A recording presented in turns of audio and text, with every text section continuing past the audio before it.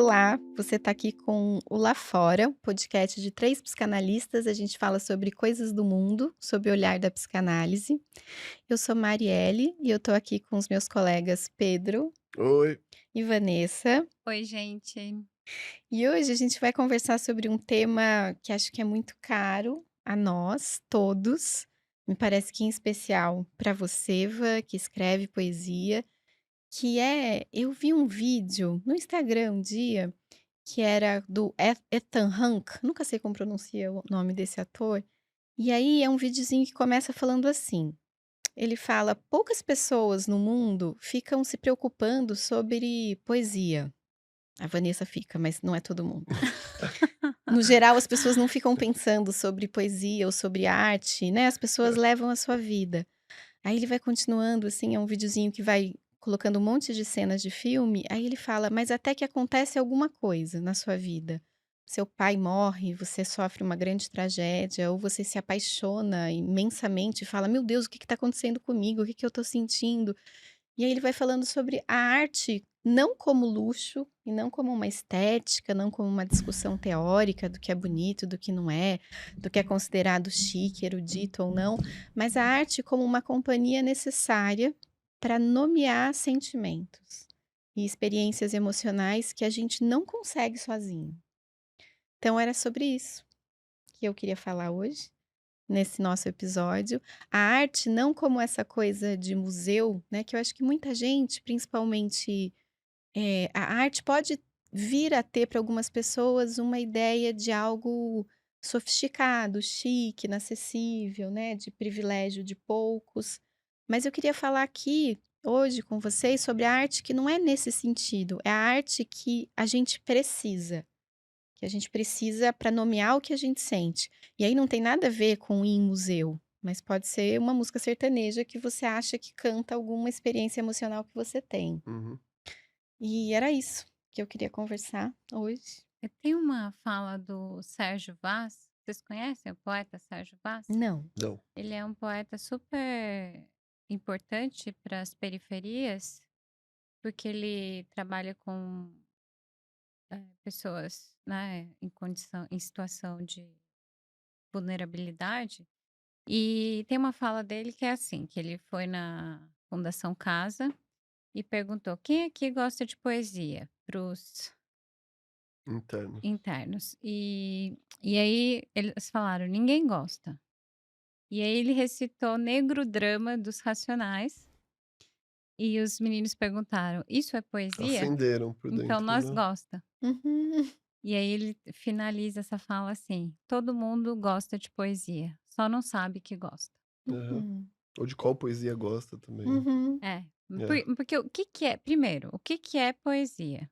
Obviamente que a gente não vai definir o que é poesia, mas eu posso sugerir algo para a gente trabalhar junto a respeito do que seria poesia. É quando você retira a palavra do seu uso, né? Do seu uso, Corriqueiro? não é só corriqueiro, o uso que a gente não pensa, né? Bom dia. Hum. Você fala Naturalizado, bom sim. dia, não Uhum. é algo que você para pensar, Pensar. né? Uhum. Agora, quando você pega a palavra dia e coloca num poema, você retira dela a o comum. Uhum. Você transforma ela Uma outra coisa. numa outra coisa que entra num outro lugar, né, que muda o seu dia, que tem uma potência transformativa. Então eu penso que poesia é isso. Então a poesia tem essa capacidade ou essa característica de criar o estranhamento com a palavra, É, é estranhamento no sentido do não do não corriqueiro, usual, não né. usual. Uhum. A Adélia Prado fala que quando Deus tira a poesia dela, ela olha para uma pedra e vê só Só pedra. pedra, Uhum. né, lembra disso? Eu adoro essa. É muito Uhum. bom. Então é isso, o que que é uma pedra, né? No meio do caminho tinha uma pedra no meio do caminho. Quando o Drummond escreveu isso, ele tinha perdido um filho. Você falou num outro Também não episódio sabia sobre disso. isso. Então, É que eu e essa pedra do Drummond, né, ela pode ser usada de todas as formas possíveis. quando fala da Adélia Prado, que quando tira a poesia fica só a pedra, eu fico pensando que muitas pessoas têm a ideia de que a poesia, ou a arte no geral, estamos falando de poesia, mas pode ser música, pode ser Sim, literatura, pode ser pintura, pode ser dança, né? Que a arte ela agrega alguma coisa, ela põe algo sobre aquilo que fica mais bonito, mais interessante e tal. Mas eu acho que não é só isso, é também, mas me parece, tô pensando aqui uma coisa, né? Eu tenho eu tenho algumas amigas, pessoas próximas que sempre me perguntam: "Nossa, como é que você consegue ler? Você lê ou assistir série?" E eu fico sempre pensando, não é que eu consigo, é que eu preciso. Não é uma questão de fazer um esforço para incluir mais uma coisa no dia. É que se eu não tiver isso, eu não Uhum, sei o que fazer do que eu sinto, do que eu penso, do que acontece. Porque me parece que eu, principalmente, que eu sou mais próxima da literatura, não poesia. Eu leio pouco poesia, mas ficção. E assistir série, filme, é uma coisa que me explica o mundo. E me explica o que eu sinto. Porque senão eu me sinto perdida. Né, que é isso que eu tô sentindo? Acho que é nesse sentido que esse vídeo traz, é um videozinho curto, mas que fala e isso não é isso não necessariamente precisa ser nada de chique, de erudito ou de sofisticado, né. Pode uhum, ser, mas pode ser e eu acho que essa é a arte que todo mundo gosta, precisa e usa, que é a arte da pessoa ouvir uma música e falar isso, sim. né, isso aqui tá dizendo de algo que eu sinto também. E eu preciso nomear isso, porque senão eu fico sozinho com o meu sentimento. Tem um outro vídeo da ai, depois a gente coloca no nosso Instagram, mas é um videozinho curto daquela atriz muito legal, depois eu lembro o nome dela, que ela fala assim: "Quem lê ou quem tem acesso à arte se sente mais participando da experiência humana". Então você pode sofrer uma grande perda ou uma grande tragédia na sua vida ou uma pessoa que você ama te abandona, só que você está acompanhado por sei lá, né, que seja pelo Sei. quem são os sertanejos que cantam as sofrências? É, Leandro de Leonardo, Ah, esse é velho, hein. Zezé de Camargo e Esse é velho Luciano, também, tem uns mais novos. Chitãozinho e Chororó. Nossa senhora, é, tô Lua tentando Santana. tô pensando Lua aqui Lua no Santana é Santana já é sertanejo? tô antigo. pensando no pessoal Lua jovem Santana é aqui. É não sei o sertanejo. que, Mateus. Jorge Jorge Mateus, Mateus. não Jorge é? O Mateus, grandes cantores da sofrência. Então, isso Marília disso que eu tô Mendonça. não tô falando, né, não necessariamente isso, Dostoiévski, sei lá, as coisas que a gente gosta, Lina Ferrante, Drummond, né, pode ser isso. Você ouve a música e Mano fala: Brown. "Ah, é isso, nossa, falou alguma coisa", colocou e eu acho que essa experiência estética da arte, que ela é muito, de dentro, que não tem nada a ver com entender, teoricamente das coisas, né, que é você olhar, ou ouvir, ou tá em contato com alguma coisa e se sentir tocado num lugar que você nem entende. Não dá pra você explicar É, muito bem o que que é aquilo. o vídeo que você gosta, Marielle, Hum. do Ethan, ele fala muito da arte. Tem uma hora que ele fala assim: ninguém liga para os poemas do Allen Ginsberg, Hum. até que aconteça alguma coisa Com assim você. que é muito transformadora ou que produz uma fratura no seu campo vivencial. E daí ele fala que a partir dali a arte ela não é mais um ingresso para um museu, ela é a palavra que ele usa em inglês é sustenance, Uhum, que é sustentação, a gente uhum. poderia traduzir uma sustentação, é uma necessidade humana, não é como se fosse, um Um a mais. plus. Não é É a como se fosse mais, é saúde, isso. educação, É, moradia, segurança O direito à pública e literatura. é, direito à arte, como se fosse um é. direito humano, e isso tá naquela música dos Titãs que chama Comida, Uhum. que eu gosto bastante, que é eu acho que a letra é do Arnaldo Antunes, mas eles assinam tudo junto, né. É comida é água, bebida é pasto. Você tem sede de quê? Você tem fome de quê? Existe essa outra fome ou necessidade ou sede básica, que são de experiências que vão produzir, um desenvolvimento poético, assim, de criação de símbolos, criação de imagens que conversam com você, mas não conversam assim: "Ah, legal que eu tenho isso", não, que bom, é uma função vital que agora Tipo pode tomar ser água. cumprida É. a partir desse tipo de encontro, né. E pra mim, engraçado, a Vanessa pegou a citação dela, a referência que ela trouxe é que todo mundo gosta de poesia, de acordo com com esse Sérgio Vaz. com o Sérgio Vaz que você citou, Vanessa, eu gostei muito dessa entrada. Eu fui no show dos Titãs, né, que eles se reencontraram. Fazia muito tempo que eu não ia num show na vida, mas muito tempo. Eu adorava ir em show, de rock principalmente. Eu fui ver os Titãs reencontro, porque eles se separaram há muito tempo e depois eles pararam de se encontrar. E depois, meus filhos, sobrinhos queriam saber: "Que banda é essa? Me mostra uma música dessa banda". "Ah, que chatice essa banda, a letra não tem nada a ver comigo, não faz sentido". Até que eles ouviram A A U U. Hum, Vocês sabem que música é essa dos eu Titãs? sei, eu Aham. sei. Ele imita um primata. É, um É macaco, não é? É, Tipo, as crianças adoraram. piraram, assim, "É essa a minha música".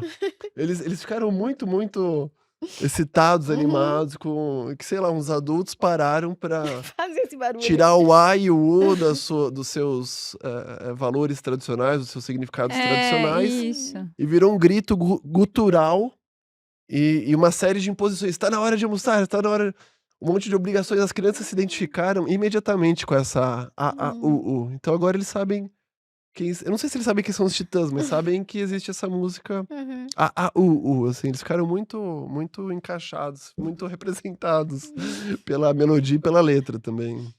Então você pega as palavras habituais, acho que a definição que a Vanessa deu é muito interessante, que é como se você desobrigasse as palavras de continuarem significando o de sempre. Uhum. Isso. Você vai ter uma É. autorização para ser algo mais do que você, do dia a dia, a palavra. Você eleva a existência E dela, eu acho que permite a existência dela alguma outra coisa. esse algo mais é algo mais além do funcional, puro e simples, né? Para que serve? Eu me lembrei de um trecho de um poema meu que eu publiquei na revista Ide, que tem um trecho que fala assim: tem mãos que fazem xícaras de barro, queima, vira cerâmica. Tem xícara de todo jeito, mas vou usar a minha porcelana. Que é tipo, eu acho que a poesia é isso. Tem xícara de todo jeito. Você pode usar a palavra como barro e utensílio Uhum. e beber, né, Uhum. da palavra. E tem xícara de porcelana. Por que alguém precisa de uma xícara de porcelana? Uhum. Uhum. Por que alguém precisa de algo mais sofisticado que leva a uma outra experiência o sentido da existência? Sim. Mas acho que a ideia desse videozinho que foi o disparador dessa ideia, fala assim, a gente já conversou muito disso, né, em outros episódios, de você falar: "A poesia serve pra quê? Pra nada. Não serve, ela não tem uma utilidade prática, assim". Mas o que eu acho que o que eu sinto é que tem, é que precisa, é que é absolutamente necessário, é que a gente não consegue nomear o que é, pra que serve. Mas é a poesia É. quem torna-nos no chão, né? Eu acho que é a poesia da vida, a coisa que de repente te captura, né? Uhum. Você vê uma coisa e de repente a sua mente entra num estado de poesia. Vocês conhecem essa música? Sim. Estado de Poesia? poesia? Não. Eu Conhece? acho que eu já ouvi, mas eu não tenho certeza se é. É muito boa, se alguém quiser procurar aí. Achei que Achei que eu você ia achei que você ia cantar. cantar. Pra viver em estado de poesia. Eu lembro vagamente, eu não lembro. Poxa, Nossa, mas essa música é muito boa, gente. Dani, dá uma arrumada dá uma nisso. ajuda aí. Mas eu recomendo Estado de Poesia. Agora, por outro lado, eu lembro da experiência oposta de, vez ou outra, ir a um museu E de arte moderna. Esses que Não é legal acontecer falar que você nada. foi. você vai na Bienal, Uma né? vez eu cheguei num museu de arte moderna, tinha 3 Uhum. telas em branco, gigantes, E aí você fica tipo, na entrada. hum, E dá muita raiva, você sente, assim, desconectado, você sente que você não que tem entendeu. algo que Vocês- você não pegou, que ah, não comunicou com você. Tinha outro que você subiu uma escadinha, daí dentro dessa escadinha tinha uma caixa, era alta até a escada, você tinha que subir, daí quando você olhava dentro da caixa, estava escrito Francis Ford Coppola. E era isso. E daí, quem olhava pra quem tava de próximo na escada e fazia a cara assim, ó. Não sei, não entendi. Nossa, eu Legal. lembrei de uma coisa É. legal, gente. Uma vez eu levei meu filho, ele tinha uns 6, 7 anos. Que eu contei isso pra vocês. Eu levei ele numa Bienal e assim, eu achei que ele não estava entendendo nada, porque era isso Uhum, daí, uhum. né? Eu lá e ele e tal, aquela experiência. E aí nós andamos a Bienal inteira, ele olhou tudo, brincou, tal. E no final, a gente sentou para tomar uma água, ele tomou a água e aí ele virou o copo assim, já contei isso. Não. Ele virou o copo, escorreu aquela gotinha, ele falou assim: "Mamãe, a última lágrima do copo". E aí nós fizemos um poema, Hum. que é assim: "O copo, pela boca beijado de repente, chora sua última lágrima transparente. Uhum. Depois seco espera para ser aguado, depois beijado novamente". Olha Era isso. tipo isso. Sim. Que A lindo. última gota virou uma lágrima, né? Então, mas olha Na só. lente transformada dele. Então, mas eu achei, assim, interessante essa transformação, porque a gente ficou vendo arte, Uhum. Aí você acha que você não entendeu nada, aí você acha que você não entendeu Uhum. nada, que não fez nenhum Às sentido. vezes você não entendeu nada, né? mas alguma coisa existia ali. Sim. Às vezes não existe mesmo, não Uhum. É. sei. Eu acho que essas experiências, em especial para quem não tem nenhum tipo de compreensão teórica sobre arte moderna, por exemplo, eu acho que isso que é importante de dizer também, que tem coisa que bate em você e tem coisa que não. E tudo bem, isso não quer dizer nenhum tipo de burrice, Sim. né, teórica. Quer dizer que alguma daquela experiência não faz eco, não te identifica em Não nada. bateu o santo É, com a obra. não faz. Só que isso é muito bonito que você falou, Vã, porque para uma criança você pode pensar: "Nossa, o que que essa criança vai conseguir entender?". Do ponto de vista racional, talvez pouco, ou que ele não consiga traduzir, mas ele fez uma poesia, né, no fim desse passeio. As crianças, elas fazem muito isso com as palavras, né, de As tirar do crianças uso são comum. capazes Elas são disso, muito nós que perdemos. as crianças elas transformam as palavras quando elas perguntam, né: "Por que É. isso? Por que aquilo?". Eu lembro daquele filme da Disney também que chama Ratatouille, que fala da gastronomia como arte. Uhum. E ali tem uma teoria da arte que é assim, para onde te leva a experiência artística? Não é necessariamente só de sustentação, mas daí tem todo um argumento que diz assim, o ratinho, que é o Remy? Uhum. Não lembro como é, acho que é o Remy. O ratinho de Paris, que é um rato. Ninguém vai permitir que um rato seja um cozinheiro. Um rato é a antítese da cozinha. É É a aquilo o mais sujeira. distante possível do universo da gastronomia. Mas o ídolo dele é o grande Gaston. Gaston. Nossa, é Gaston, muito bom francês Ratatouille. bochechudo, assim, que tem tudo a ver com comida.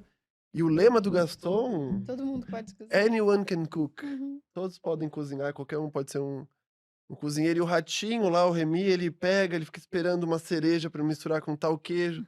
E daí ele fecha o olho e tem aquelas notas, assim, que acontecem dentro dele, né? Que ele fica assim, como se fosse num balé de cores quando ele experimenta as coisas.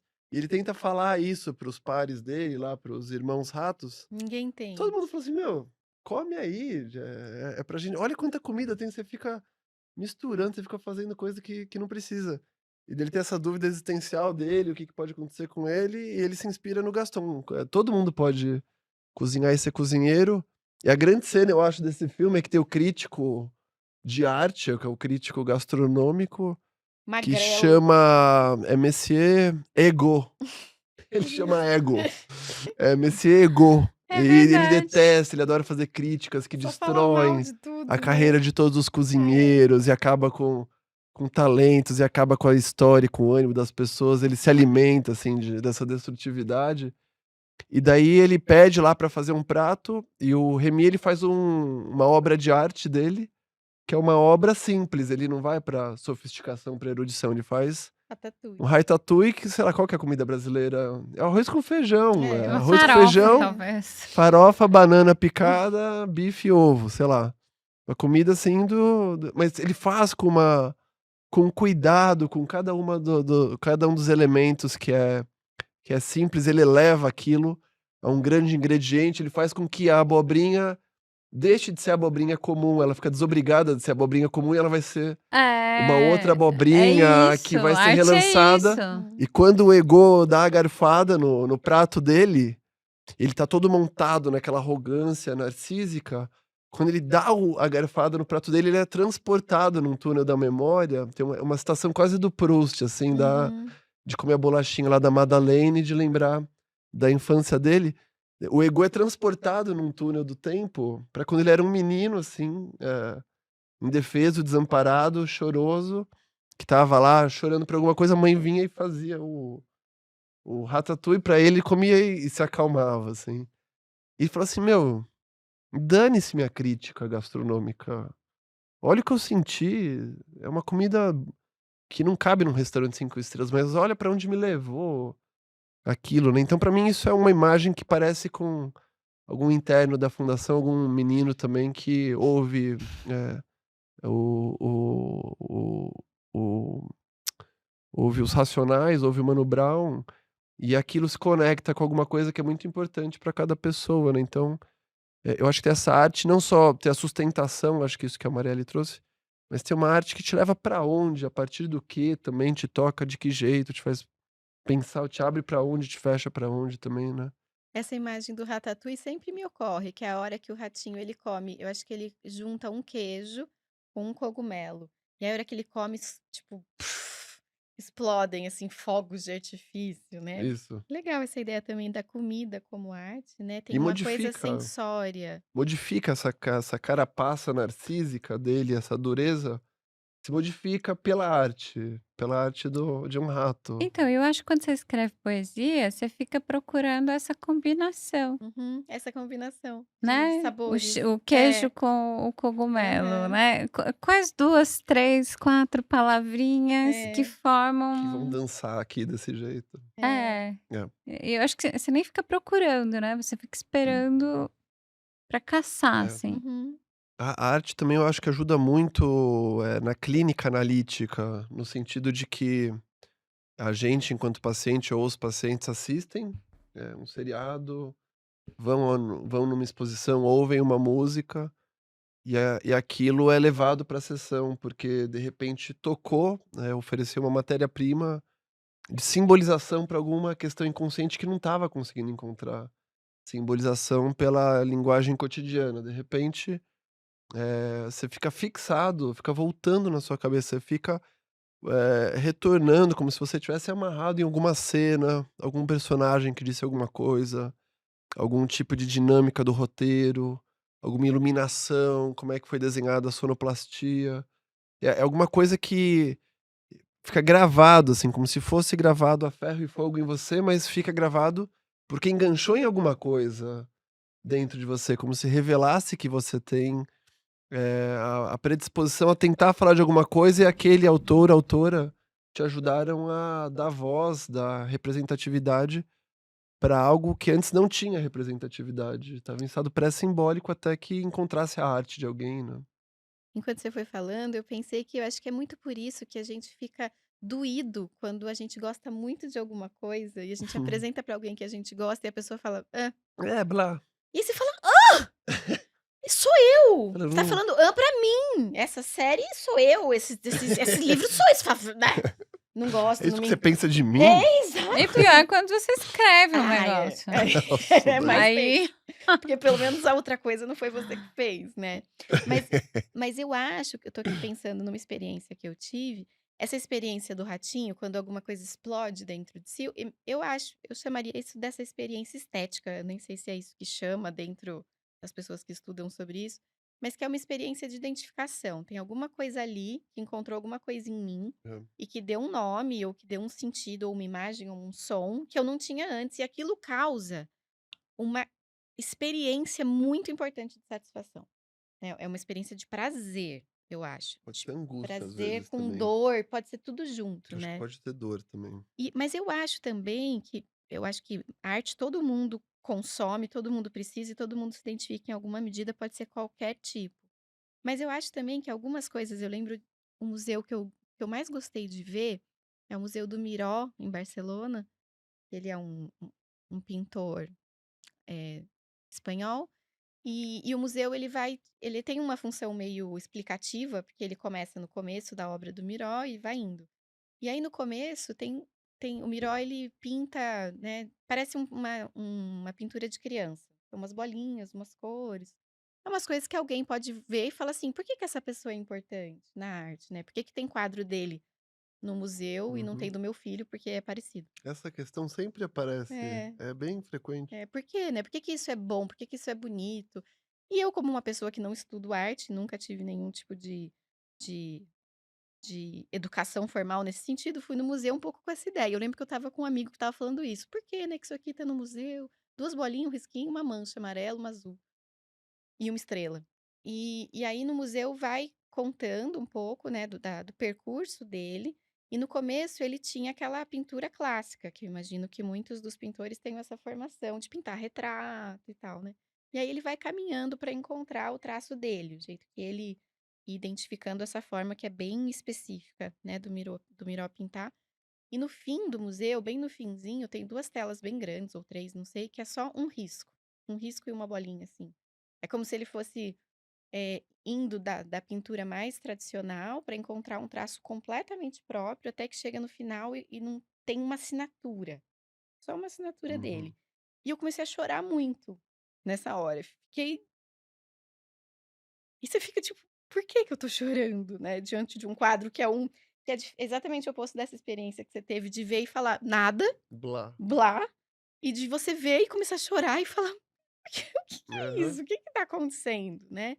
Então eu acho que é uma experiência que tem angústia junto.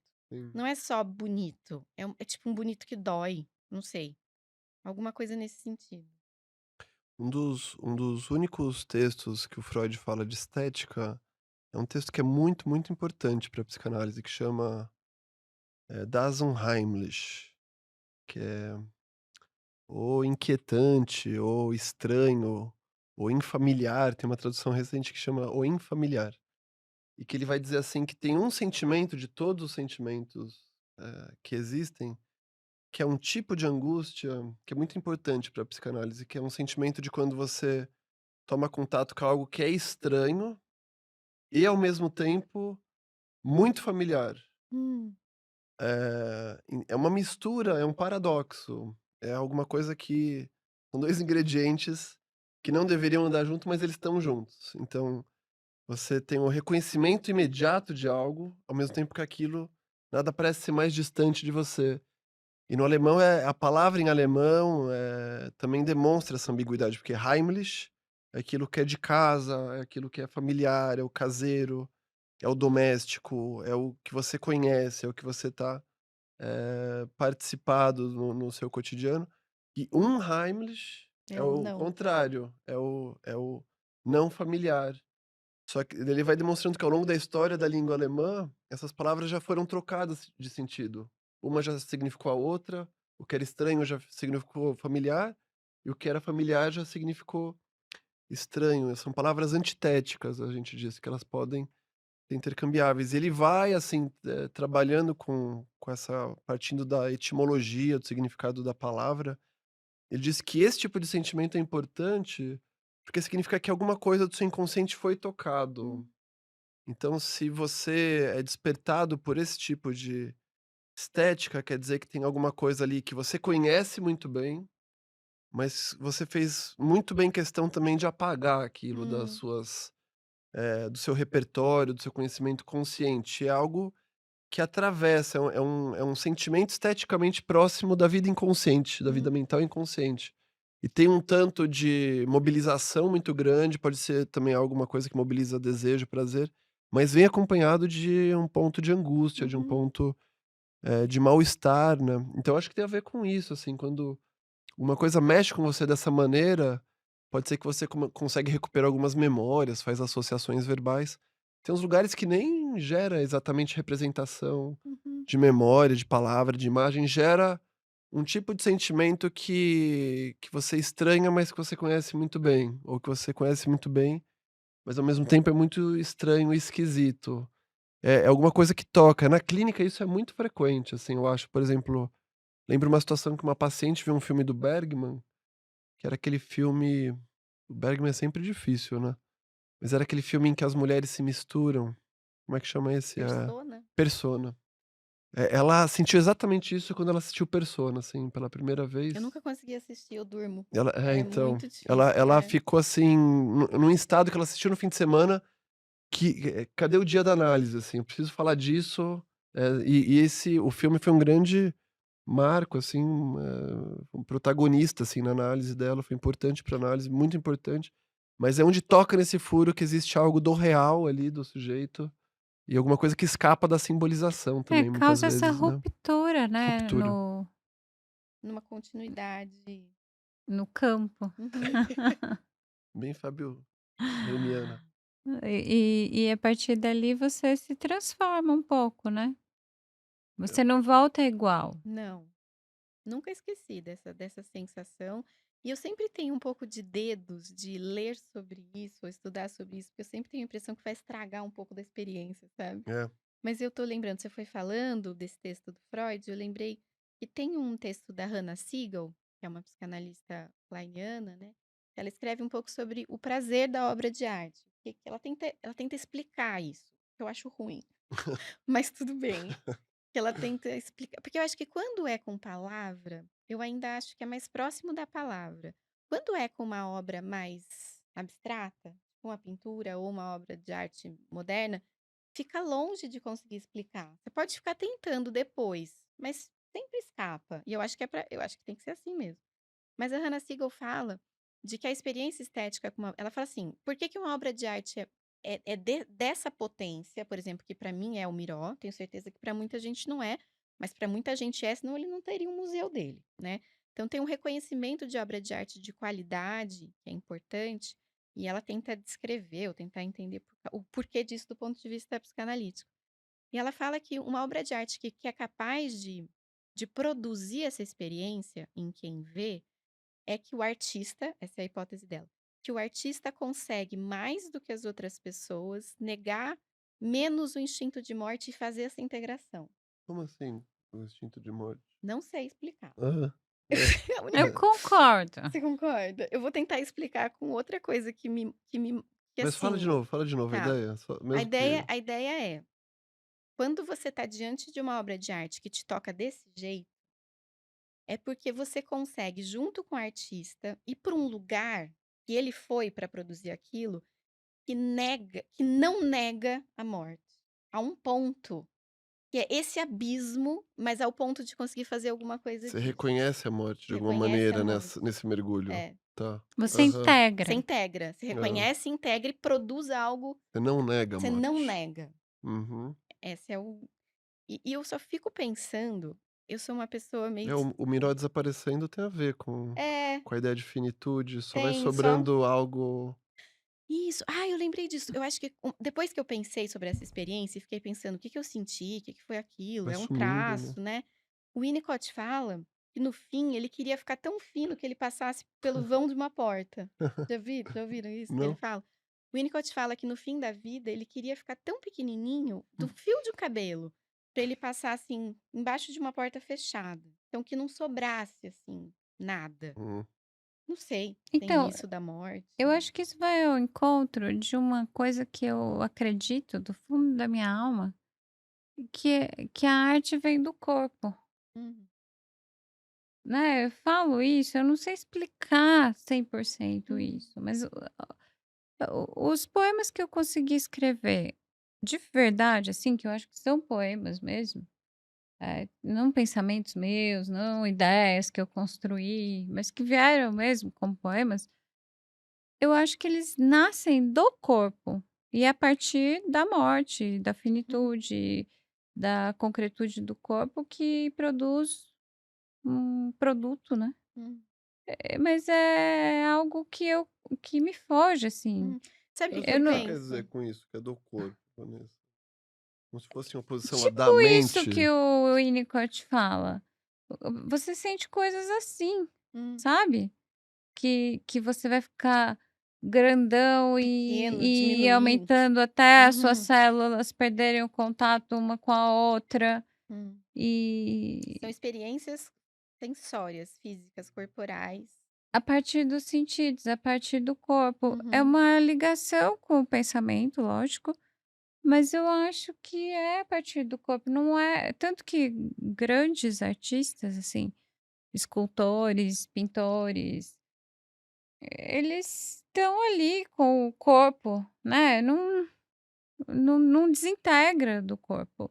E eu acho que a experiência de escrita também é assim.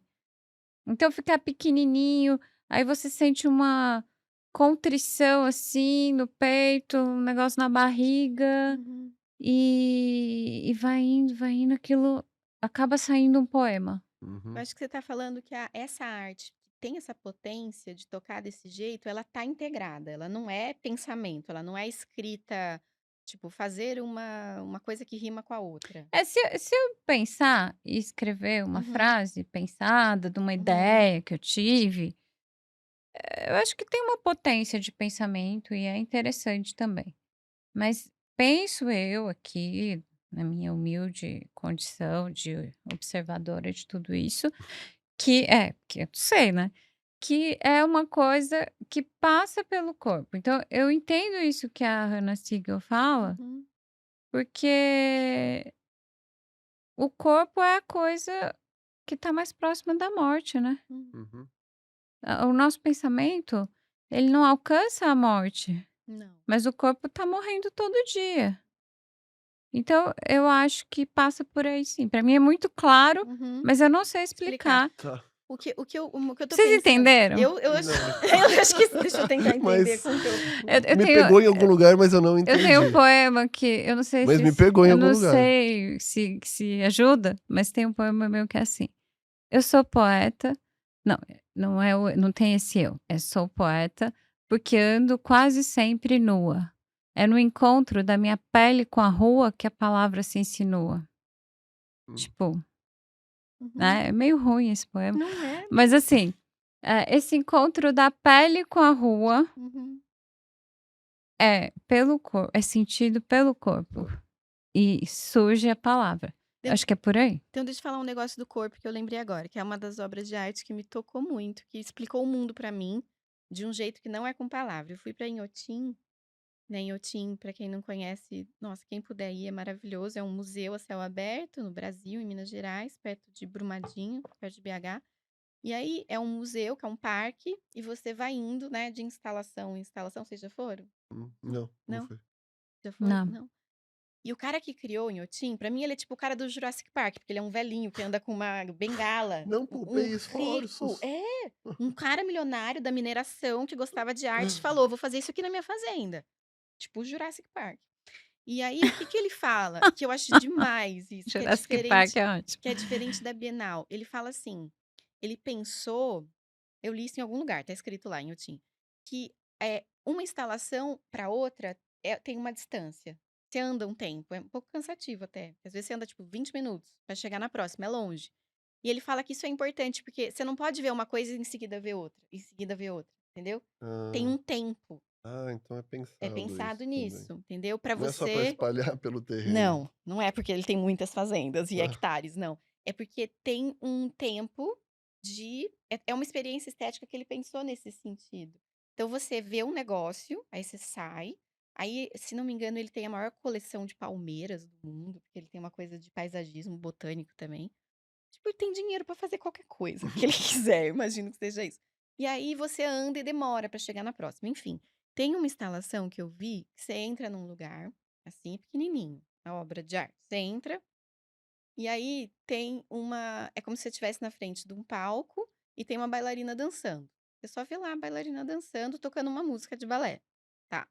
Aí você passa por trás do palco, você fica tipo na coxia atrás do palco, e atrás do palco só tem o som da respiração da bailarina e da ponta batendo na madeira do palco. E é um som super angustiante, porque é um som tipo. E a ponta batendo e o barulho né? Da, sei lá, da sapatilha no palco. E pra mim, essa instalação, assim, gente, é a vida. A vida é isso.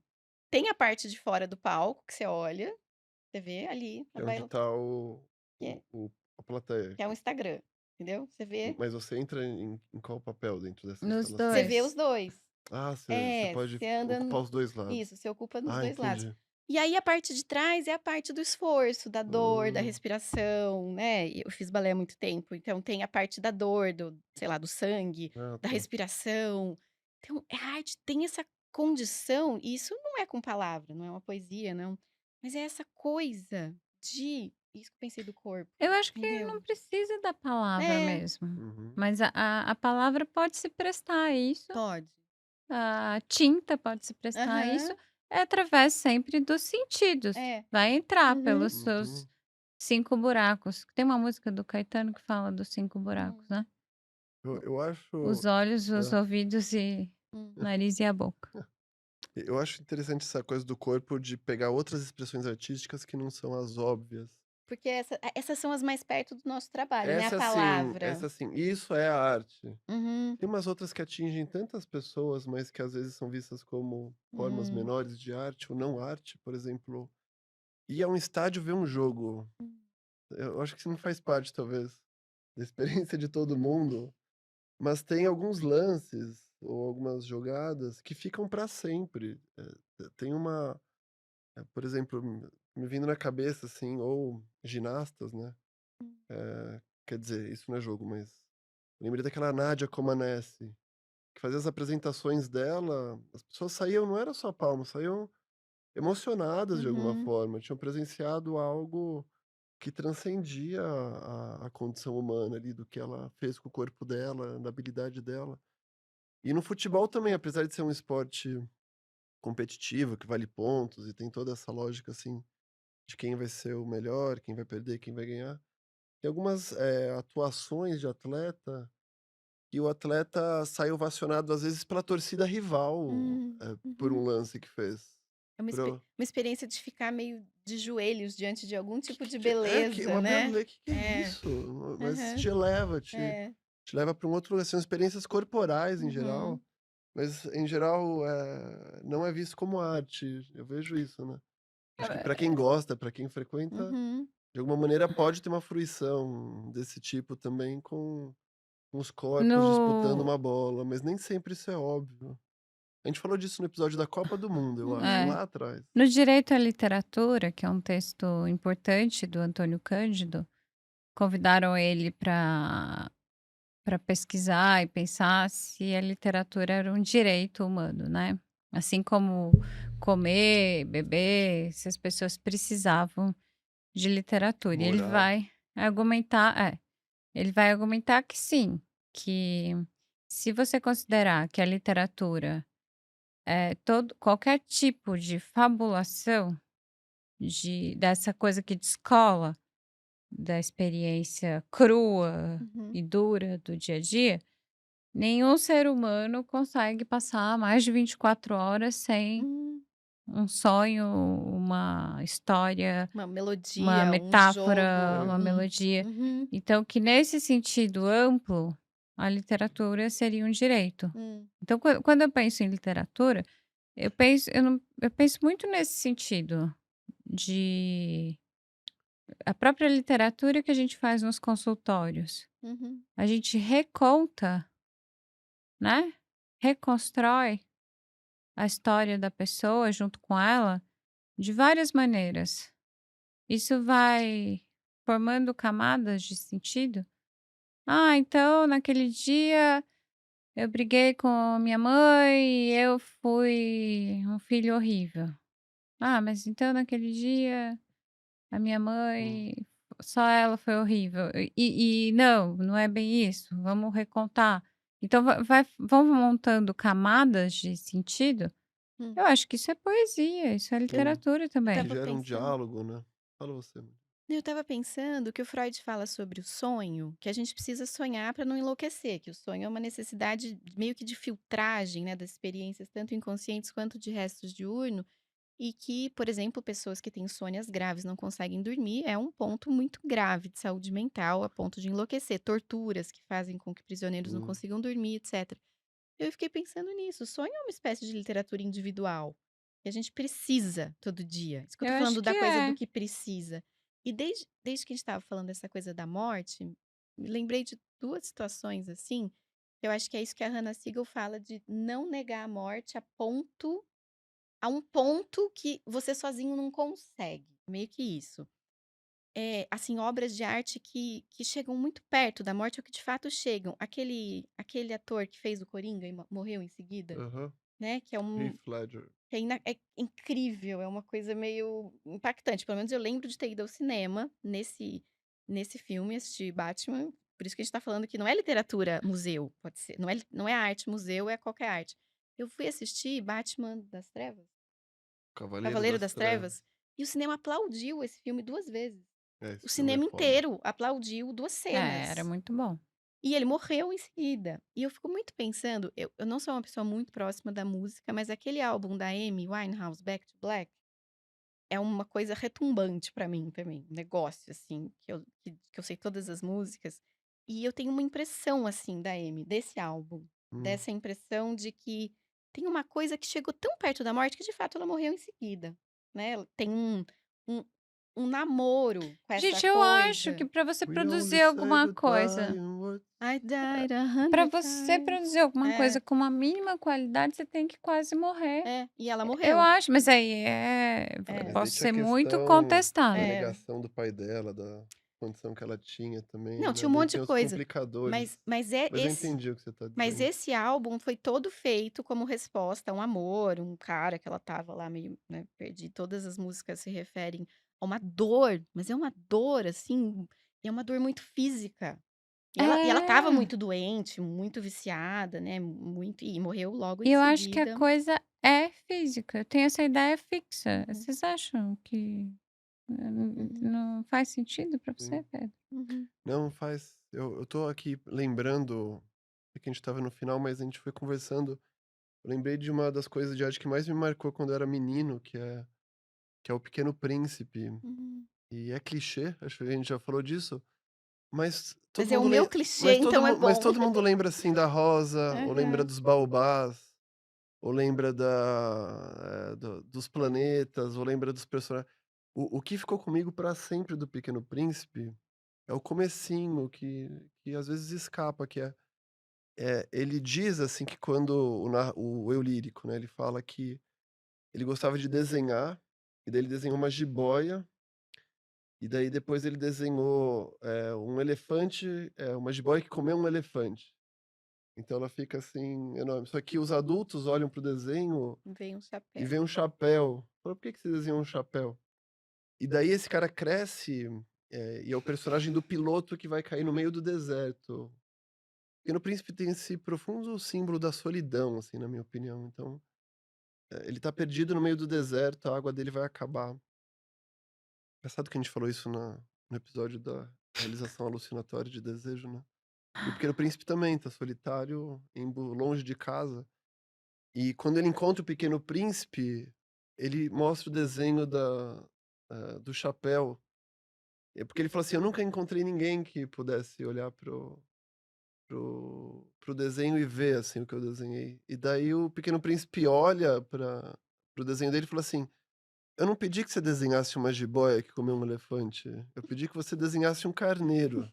Ele precisava de um carneiro para voltar para o planeta para comer os baobás que estavam crescendo, né. Então, não sei, essa coisa corporal para mim tem essa ideia da comunicação, como se fosse quase encostar na pessoa. Para Eu mim acho que é via tem a ver com corpo é uma linguagem mediada por algo que parece com o tato, usando palavras, mas que parece com encostar em alguém, mediada pelo parece ser corpo. encontrado também. Eu fui Uhum. achado, Eu fui alguém entendido, alguém me alguém entendeu. encostou na minha pele É. psíquica. Para mim a coisa do corpo pega pelo toque, pelo Tem um reconhecimento do corpo nesse tem sentido, né. tem um verso de uma música da Bethânia que ela fala assim: "Quando você me entendeu, eu não entendia nada". Então uma Vi sensação, claridade no breu, minha minha alma alma é iluminada. iluminada. Então dá uma sensação isso, de encontrar alguma coisa que me entende, num lugar que eu não sabia, e que eu nem sabia que eu não entendia, eu nem sabia que existia, enfim. É isso. Ah, espera aí, não, Bethânia me trouxe uma É só porque a outra, gente tá a última da descalça, a gente Bethânia. Claro, encarna. É, Quando vocês você fica são descalça, você Dona encarna. do Dom. são Você Betânias. lembra Dona do Dom? Dona do dom que Deus me deu. Uhum. Uhum. Sei que é Ele a mim que me possui, e as pedras do que sou dilui, e me leva em nuvens de poeira. mesmo que às vezes eu não queira. Eu acho lindo. Ele me faz sempre ser o que sou e fui, Uhum, né? O dom que eu uhum, acho que o artista tem, uhum. e que, né? As pedras do que sou diluem e me levam em nuvens de poeira, mesmo que às vezes eu É. não queira. Eu acho que essa é a coisa, Uhum. sei lá. Que coisa é essa? Não sabíamos que coisa é E essa. aí entra o Iluminada junto com o Uhum. Dona do Dom e é perfeito. É Nossa, isso. incrível. É isso, gente. Então, Depois dessa, É bom. ouçam Dona do Dom e Iluminada. e é isso, gente. Aproveitem suas experiências artísticas, pessoais aí, cada um com a sua. Contem aí, vocês têm fome de quê? Sede de quê? O que que encosta, né? Boa semana pra todo mundo. Até. Até. Tchau, tchau.